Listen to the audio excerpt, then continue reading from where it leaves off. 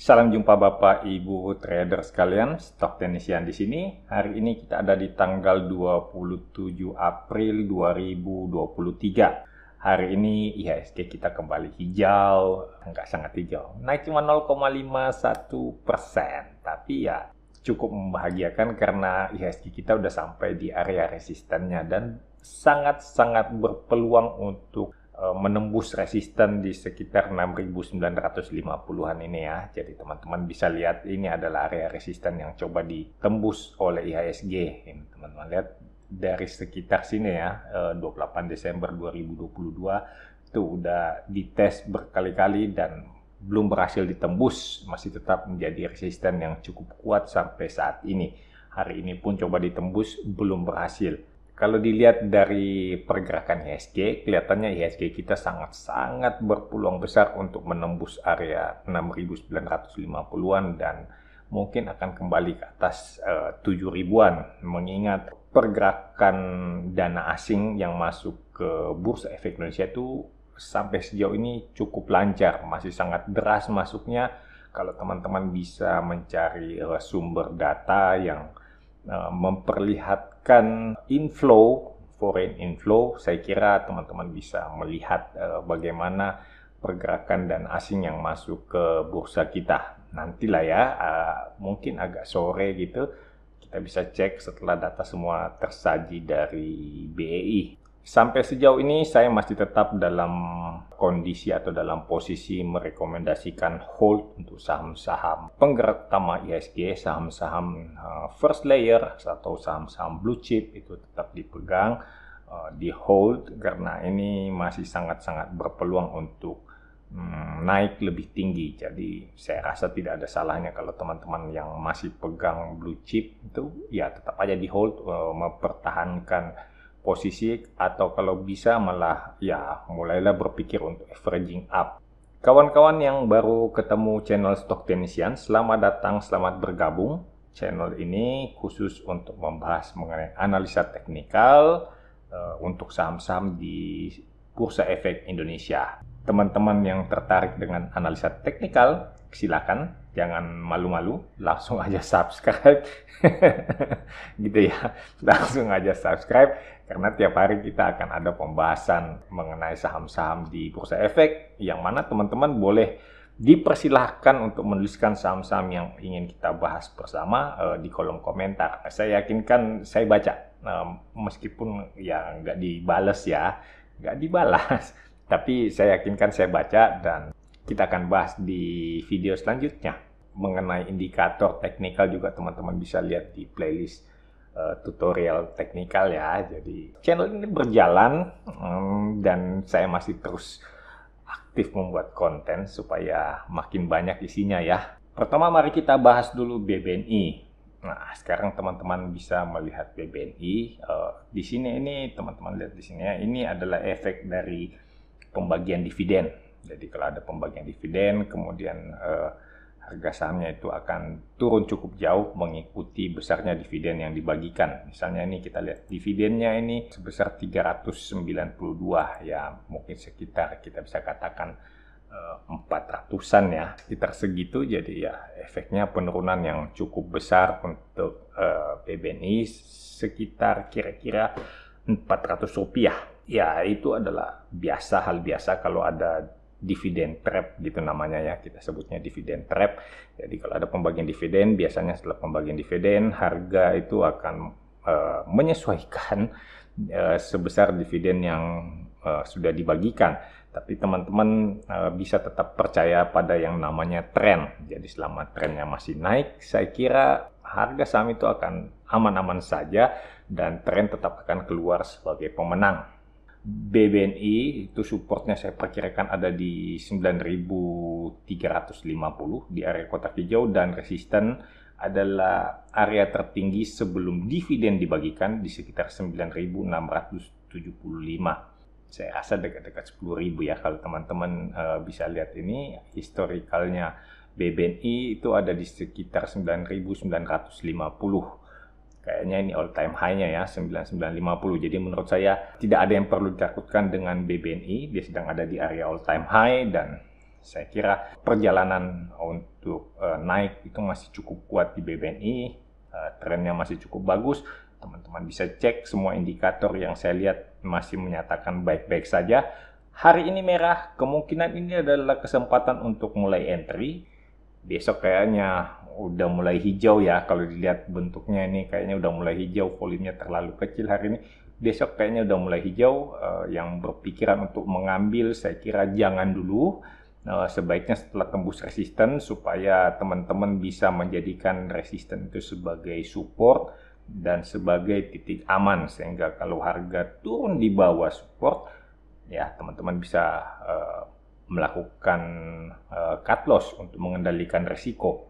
Jadi sebagai seorang trader yang menggunakan teknikal, kita sebaiknya action di sekitar support atau di sekitar resisten, baik itu untuk membeli ataupun untuk menjual.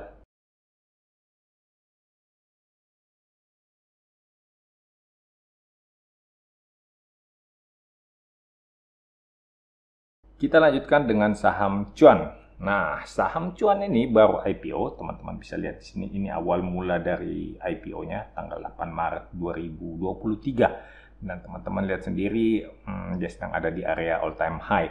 Cuman begini teman-teman, kalau teknikal itu jelas kita menganalisa berdasarkan pergerakan harga, berdasarkan tren yang sudah terjadi. Tidak ada ilmu sulap, tidak ada ilmu sihir dalam analisa teknikal, sehingga yang bisa kita lihat itu adalah tren ataupun pergerakan harga yang sudah lampau. Nah, kita masuk ke dalam kasus cuan ini. Pada saat ini cuan itu masih sangat sedikit historikalnya, dan saya sangat-sangat tidak menganjurkan sebagai seorang teknikal yang benar-benar hanya mendasarkan analisa saya pada chart. Saya sama sekali tidak merekomendasikan teman-teman untuk trading di saham-saham yang baru IPO. Ya, kecuali kalau teman-teman punya data fundamental, karena sekarang tahun 2023 dan semua itu kita harus berdasarkan data yang ada. Tanpa data yang cukup, saya kira analisa kita sangat-sangat berpotensi besar mengarah kepada hal-hal yang kurang tepat.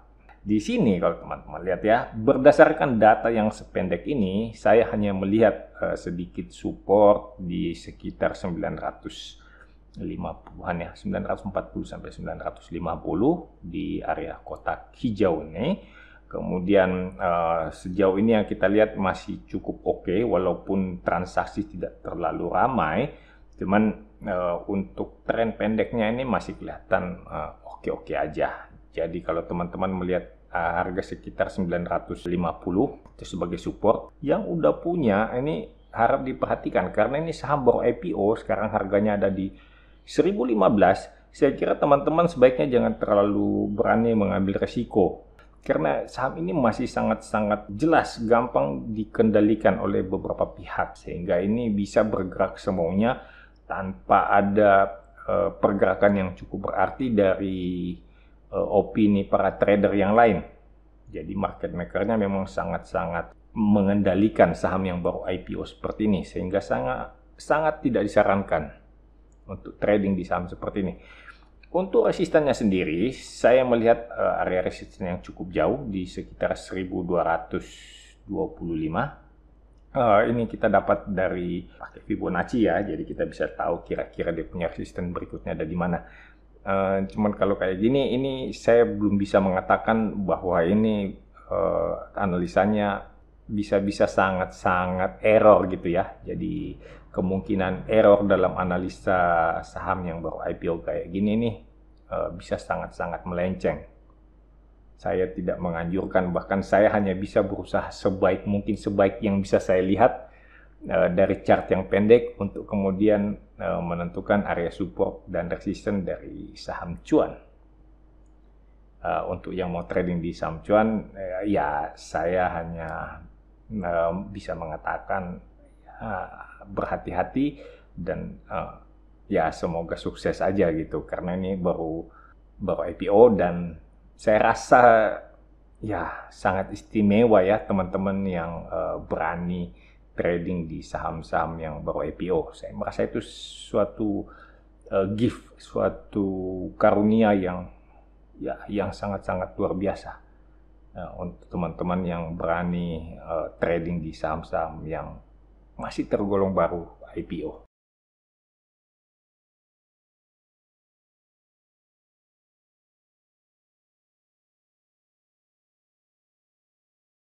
Next saya punya Laju. Nah, ini Laju juga masih saya golongkan baru IPO ya. Kalau teman-teman bisa lihat di sini, walaupun udah lebih panjang datanya dari Cuan yang baru kita bahas ini tanggal 27 Januari, tapi ini masih sangat-sangat baru gitu.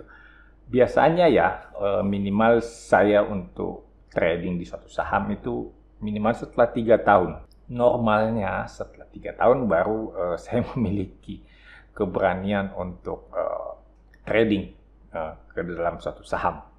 Nah, sebelum 3 tahun biasanya itu hanya bersifat coba-coba ataupun mungkin kalau dilihat pergerakannya udah cukup teratur mengikuti kaidah teknikal. Jadi kalau datanya belum cukup panjang, kita masih belum lihat kayak Cuan tadi masih belum kelihatan area support dan area resisten yang jelas, saya kira itu masih terlalu berisiko. Di Laju ini meskipun udah lebih panjang, tapi saya rasa belum terlalu bagus juga. Saya hanya bisa melihat area support ada di sekitar sini, di sekitar 274 sampai 280. Lalu teman-teman bisa ambil dari sini titik-titik tertinggi dan titik terendah, tempat di mana Laju ini mengalami perubahan arah. Kemudian area resistennya itu kita lihat di sini, ini ada cukup banyak transaksi yang terjadi di sekitar 330-an, 330 sampai 338. Saya kira ini bisa kita anggap kemungkinan ada resisten di area kotak merah situ. Selebihnya saya belum bisa kasih saran. Maaf aja ya, karena saya agak trauma dengan saham-saham yang baru IPO. Memang reward yang dijanjikan itu terus terang sangat-sangat besar, tetapi dengan resiko itu yang juga besar. Dan saya bukan trader yang terlalu berani ambil resiko. Saya tipe yang aman, yang kelihatan teknikal naiknya pelan-pelan, oke buat saya, nggak terlalu menghentak-hentak gitu ya. Ya, itu adalah style trading masing-masing. Nggak perlu teman-teman bisa mengembangkan cara trading sendiri, nggak perlu langsung mencontek ataupun mengikuti cara saya trading, nggak apa-apa.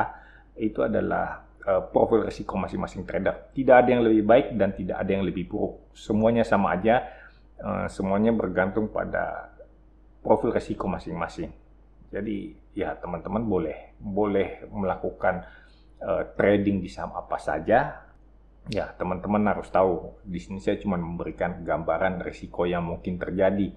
Dan tentu saja rewardnya saya katakan, ya kalau untuk saham-saham yang baru IPO itu rewardnya bisa sangat-sangat luar biasa. Selalu seperti itu ya, reward yang luar biasa diikuti juga dengan risiko yang tentu saja agak di luar biasa juga gitu ya. Jadi teman-teman kalau dilihat di sini, sejauh yang bisa saya lihat, meskipun ini volumenya saya yakin ini belum terlalu menggambarkan kondisi pasar sesungguhnya, tapi ya mudah-mudahan aja ini bisa membantu. Kalau di sini kita lihat ini waktu naik trennya ini kelihatannya terjadi peningkatan volume yang cukup besar. Saya masih secara umum saya akan mengatakan ya ini adalah sedang uptrend, karena di sini pada saat harganya sedang mengalami penurunan, kita lihat volume transaksi juga mengalami kontraksi. Sehingga secara umum kalau saham-saham biasanya saya akan mengatakan ini saham sedang uptrend dan posisinya ini sebenarnya sedang bagus, sedang dalam pergerakan naik. Kalau teman-teman lihat bahkan di sini ada sedikit area penting. Mungkin saat ini sedang terjadi percobaan untuk menembus resisten ya. Ada di sini resisten kecil di sekitar 304 ya di sini. Ada di sini, kemungkinan itu adalah percobaan untuk penembusan resisten. Jadi yang bisa saya lihat ya mungkin saja sedang dicoba resistennya. Nah, selanjutnya ya kita hanya bisa mengikuti pasar ya. Kalau teman-teman lihat pergerakannya udah terlalu berisiko, langkah paling rasional itu cut loss. Cut loss itu akan melindungi modal Anda, karena kalau saham IPO, teman-teman boleh lihat historikalnya, ada berapa banyak saham IPO tahun lalu, ada berapa banyak yang naik gila-gilaan, dan berapa banyak yang udah tiduran, udah pingsan di 50.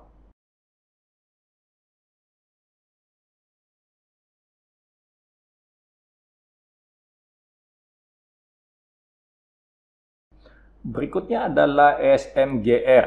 Nah, teman-teman bisa lihat ini SMGR ya. Jadi ini sedang disupport ya, kita lihat ya supportnya di sini, dan secara umum kita mengatakan support ini bisa jadi sangat kuat ya, bisa jadi ini support ini sangat kuat sejak di sini April 2022 dan bertahan udah 1 tahun. Sekarang ini harga kembali ke support, dan saya rasa tidak terlalu besar risikonya untuk kita coba perdagangkan gitu ya. Kita coba beli di sekitar area support. Resisten yang terlihat jelas saat ini ada di sekitar 6.400. Bisa teman-teman jadikan sebagai target pergerakan.